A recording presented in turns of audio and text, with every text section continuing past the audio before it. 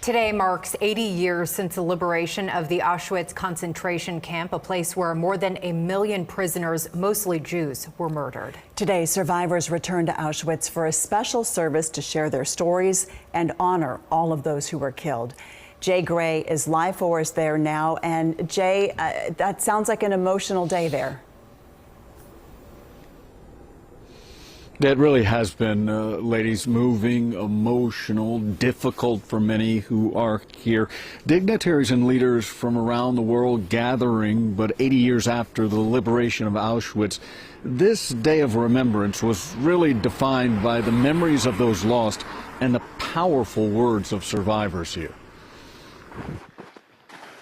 80 years after walking from this death camp, the steps don't come as easily anymore for survivors. Their struggle, the years etched in their faces, the memories, the horrors locked in their minds. I stood and watched helplessly as little girls from the nearby barrack were marched away crying and shivering to the gas chamber.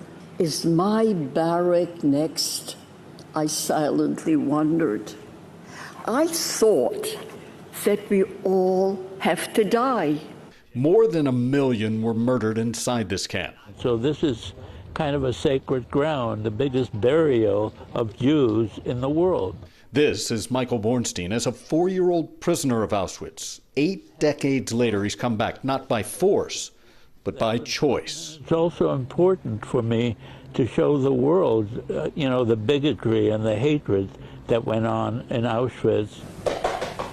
It's a mission shared by preservationists and scientists inside this high-tech lab. A restricted area of the camp where cameras are rarely allowed.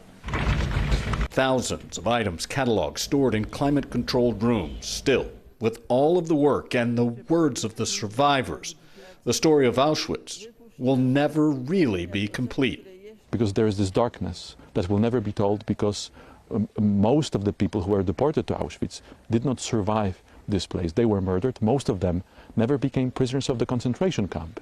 They were murdered immediately after arrival in gas chambers. This place, part memorial, part museum, dedicated to their memory. And it's those memories that survivors say also bring them back here. In fact, Mr. Bornstein telling us that he comes as well to honor his brother and father who were murdered inside this camp. A tough day for a lot of people. Absolutely. And I think one of the most important reasons to preserve this history and to share these stories, Jay, obviously, is so that this never happens again. And for that reason, it's this next generation, the younger people who really need to hear the stories. Did you see a lot of young people there?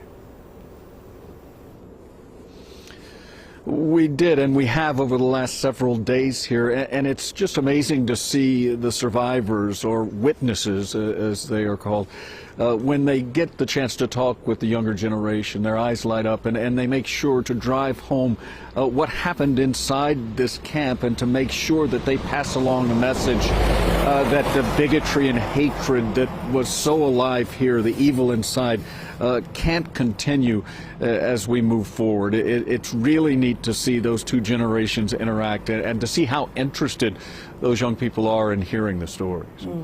Yeah, such an important message, and a reminder that this wasn't that long ago. So, just a big teaching moment for all of those younger generations as well.